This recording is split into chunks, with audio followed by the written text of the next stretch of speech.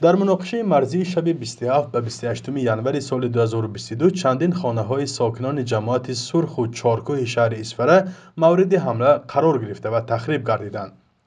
مقامات هرچند رسما زیان رسیده را اعلام نکردند ولی گفته بودند که حدود 30 حوله در این جماعت‌ها ضرر دیدند. حالا صاحبان آن میگویند با گذشت یک سال هنوز هم برای ساختمان خانه‌هایشان از مسئولان دولتی کمک دریافت نکردند. حکومت برفتیم حکومت اکنون ما با هم خواست کرد دادن که ما کای بچه شهر ما توکر میتونیم گفت من اولی هم بچه نه ما خودم اکن بارون اینجا چکده استاد توکریم ده تعمیر کردید. تعمیر کردیم این درون نبود این درون همش لخ بود.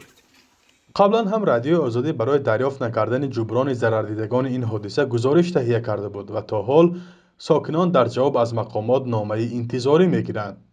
ضرردیدگان میگویند مجبور شدند با پول از مهاجرت مهنتی آوردهشان ساختمان خانه را شروع کنند اما تا آخر رسانیده نتوانستند.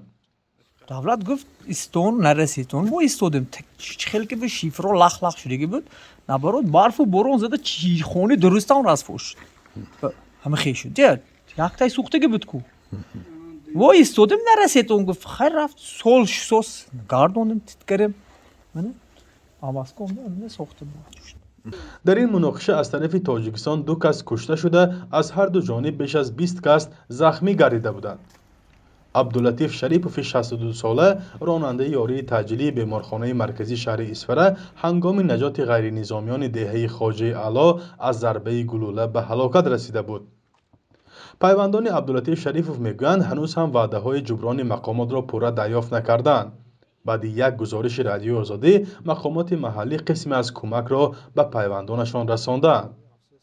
این مسئله تا مرقبه چند بار من شما به وایکریتان شما بگفتیم رئیس شهر بگفتیم اکو گفتاسی نه حالی وینی تایینی گفتاسی مثال من همون رو رئیس شهر آمدم انمی خانه نشان دادم که 2 پسر یک چند 4 تا بچه یک چند 1 تا انم اینجا دیگه جای وحشان نیه گفته هموها با گفتیم و اکو حالی میتیاد مگانو وینی.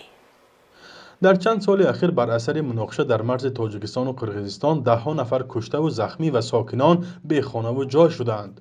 دوشنبه و بیشکک تا حال نتوانستند مرز خود را پوره معین و علامت گذاری کنند. دو طرف همیشه یکدیگر را به شروع درگیری متهم میکنند. فرزان محمدی، رادیو آزادی، شهر اسفره.